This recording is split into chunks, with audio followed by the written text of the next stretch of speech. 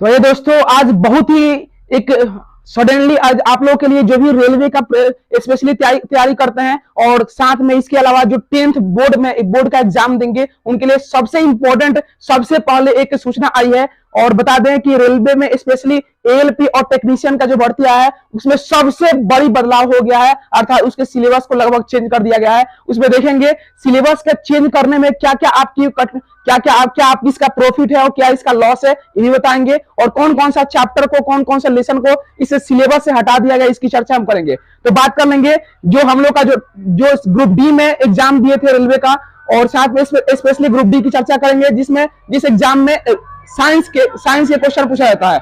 Generally आप क्या देखेंगे कि एनटीपीसी में साइंस के क्वेश्चन नहीं पूछा जाता है, एएलपी टेक्नीशियन और साथ में ग्रुप डी में साइंस के क्वेश्चन पूछा जाता है।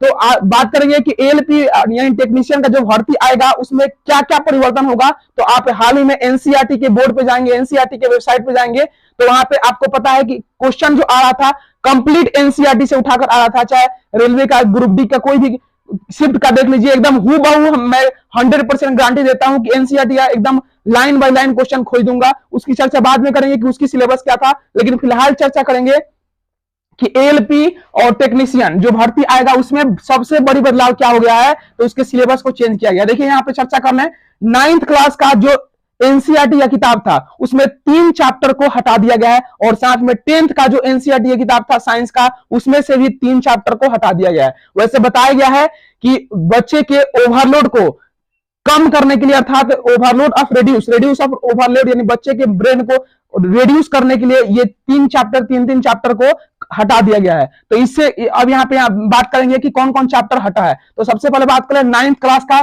चैप्टर नंबर 7 देखेंगे तो यहाँ पे चैप्टर का नाम है जीवों में विविधता। सबसे खतरनाक और डेंजर चैप्टर है, इसी में आपको पढ़ना होता है पादपों का वर्गीकरण, प्लांटों का क्लासिफिकेशन, जंतुओं का क्लासिफिकेशन। जंतुओं के क्लासिफिकेशन में आप पढ़ेंगे तो बहुत सारा फाइलम पढ़ना पड़ेगा, porifera, coelenterata, platyhelminthes, aschelminthes, annelida, arthropoda, mollusca, बहुत प्रकार का ये कॉम्प्लिकेटेड नाम होता है। तो इसकी चर्चा हम इसको आपको पढ़ना ही नहीं है। तो सबसे पहले क्या नहीं पढ़ना है, 9th क्लास का जो चैप्टर 7 है उसमें चैप्टर का नाम क्या है, जीवों में विविधता, डाइवर्सिटी ऑफ लिविंग ऑर्गेनिज्म, ये आपको नहीं पढ़ना है। और इसके अलावा 9th क्लास का ही चैप्टर नंबर 13, चैप्टर का नाम है हम बीमार क्यों हैं, why do we fall in, अर्थात हम बीमार क्यों हैं। जैसे इसमें क्वेश्चन कैसे बनता है कि बैक्टीरिया से होने वाली बीमारी, वायरस से होने वाली बीमारी, प्रोटोजुआ से होने वाली बीमारी, कौन कौन सी बीमारी है, उसका कारक क्या है और उससे क्षतिग्रस्त होने वाला अंग कौन सा है। तो ये सब आपको पढ़ने की आवश्यकता नहीं है, स्पेशली किसकी, तो एएलपी टेक्नीशियन मतलब जिसमें साइंस के क्वेश्चन आता है वो पढ़ने की आवश्यकता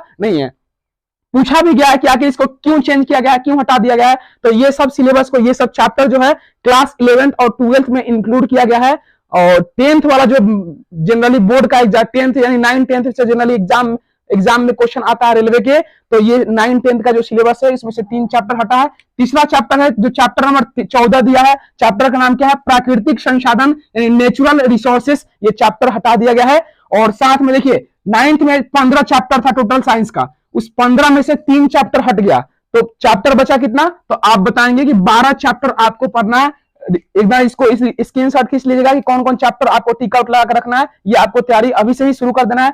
और बात कर ले 10th में कौन कौन चैप्टर हटा है, तो देखिए एक चैप्टर नंबर 5 है तत्वों का वर्गीकरण यानी पीरियोडिक क्लासिफिकेशंस ऑफ एलिमेंट्स। अब एक बात और बात करेंगे कि इस चैप्टर को आप स्किप नहीं कर सकते हैं, क्योंकि यहां पे तत्वों का आवर्त वर्गीकरण यानी पीरियोडिक क्लासिफिकेशन पढ़ेंगे तभी मेटल और नॉन मेटल को यादाश्त यानी जो जिसको बोलते हैं यादाश्त क्षमता तभी बढ़ पाएगा जब आपको क्या हो याद होना चाहिए, पीरियोडिक टेबल। जैसे पीरियोडिक टेबल मुझे याद है प्रत्येक 18 ग्रुपों का याद है। जैसे पहले ग्रुप की बात कर ले तो hydrogen, lithium, sodium, potassium, rubidium, caesium, francium. दूसरा group beryllium, magnesium, calcium, strontium, barium, radium, ऐसे ही 13-14 कंप्लीट आपको याद रहेगा, तभी आप छाट पाएंगे कि कौन सा मेटल है, कौन सा नॉन मेटल है, कौन सा मेटलॉइड है। तो आप इसको स्किप, भले एग्जाम में क्वेश्चन नहीं आएगा, आपको डोबराइनर का ट्रिक नहीं, आपका मेंडलीव का आवर्त सारणी, मोसले का आवर्त सारणी, न्यूलैंड के अष्टक नियम भले ही नहीं पढ़ना है, लेकिन आपको आधुनिक आवर्त सारणी कंप्लीट पढ़ना है ताकि मेटल और नॉन मेटल,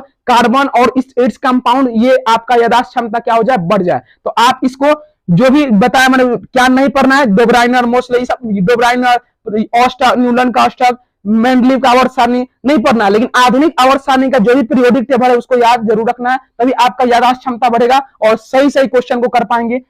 14वां चैप्टर आपका दिया है ऊर्जा का स्रोत यानी source of energy. Source of energy chapter को आप स्किप करना। इसमें कैसे क्वेश्चन आता था कि कौन सा परंपरागत ऊर्जा का स्रोत है, कौन सा गैर परंपरागत ऊर्जा का स्रोत है, इस टाइप का क्वेश्चन बनता है जो ग्रुप डी के एग्जाम में भर भर के क्वेश्चन आया था, लेकिन आपको इस पढ़ने की आवश्यकता नहीं है। और लास्ट यानी 16वां चैप्टर है प्राकृतिक संसाधनों का प्रबंधन यानी मैनेजमेंट ऑफ नेचुरल रिसोर्सेस, ये भी आपको पढ़ने की आवश्यकता नहीं है।